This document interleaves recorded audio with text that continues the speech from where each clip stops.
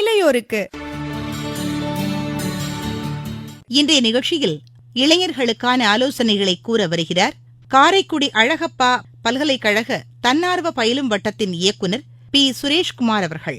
ஒருத்தர் ஒரு 73 வயசு அவருக்கு, அவர் இத்தாலியில இருக்கக்கூடியவர்.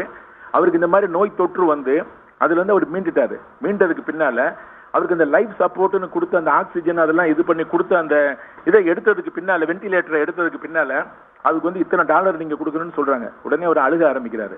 அழுக ஆரம்பிச்ச உடனே ஏன் நீங்க அழுகுறீங்க அப்படின்னு சொல்லி இந்த டாக்டர் கேட்கிறாரு.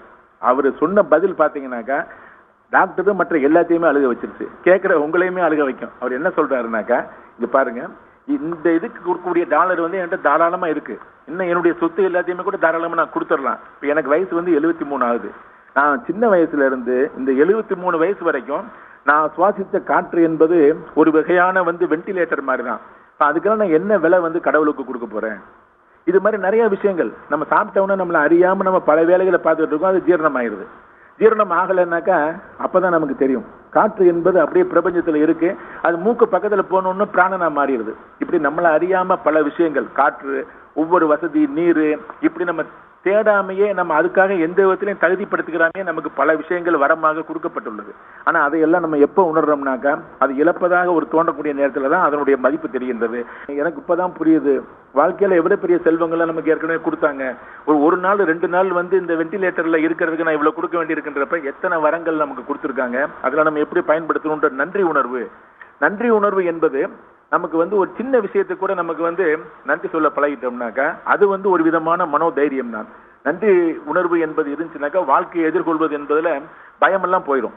அந்த நன்றி உணர்வு அந்த இன்டெகிரிட்டி சார்ந்தது. அது வந்து ஒவ்வொருத்தரையும் புரிஞ்சுக்கிறது. சக மனிதர்கள், சக சமுதாயம், எத்தனை பேர் சேர்ந்து ஒரு இயக்கத்தை உண்டாக்குறாங்க, அதுல நம்ம பயனடைகிறோம். ஒரு மரம் இருக்குன்னா அந்த மரத்துக்கு அந்த வேறு ஆதாரம், அந்த வேர்ல இருந்து அந்த மரம், நிழல், பழம், காய், கனி, சுற்றுப்புறம், சூழல்கள், இப்படி ஒவ்வொன்றும் ஒன்னு சார்ந்து இருக்கிறதெல்லாம் நம்ம புரியக்கூடிய நேரத்துல இயற்கை சிருஷ்டி இதனுடைய அந்த ஒன்னு சார்ந்து இருக்கக்கூடிய நிலைமையை நம்ம புரிஞ்சோம்னாக்கா நம்ம எதையுமே அதிகமாக பயன்படுத்தாம சரியான முறையில பயன்படுத்துவோம். இதை வந்து மகாத்மா காந்தி அவர்கள் சொன்னது எனக்கு ஒரு இடத்துல ஞாபகம் வருது.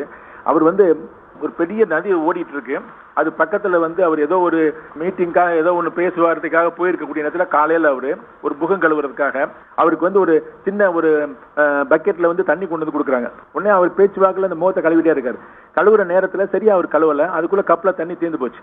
அதனால உடனே இன்னொருத்தர் போய் அந்த கப்ல தண்ணி எடுக்க போவாரு. உடனே அவர் சொல்லுவாரு, என்னோட கோட்டா முடிஞ்சு போச்சு அப்படிம்பாரு. கங்கையில தண்ணி வந்து ஆறுல பிரவாகமா ஓடிட்டே இருக்கு. ஒரு கப்பு தண்ணி தான் அந்த முகத்துக்கு தேவை.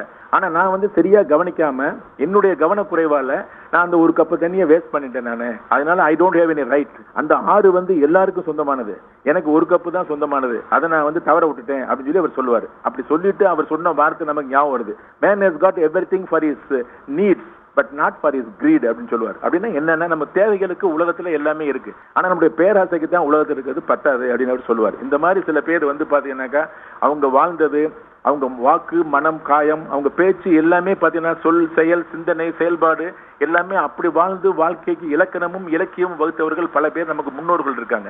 அவங்களையுமே இந்த நேரத்துல அவங்களுடைய நூல்கள், அவங்களுடைய கருத்துக்கள், இது மாதிரி வாழ்க்கையில வெற்றி அடைஞ்சவங்க எல்லாருமே வந்து பாத்தீங்கன்னாக்கா தன்னை உருக்கி கொண்டுதான் அவங்க வந்து அந்த பெரும்பாலும் வந்து பார்த்தா நம்ம விருப்பத்துக்கு போறதுன்றதை விட செல்ஃப் இம்போஸ்ட்னு சொல்லுவாங்க. தானாகவே வந்து நம்மளை வந்து எப்படி வந்து ஒரு ஆளுமையோட நம்மளை வந்து நெறிப்படுத்திக்கிறணும் அப்படின்றதுக்கு இது ஒரு அற்புதமான வாய்ப்பு.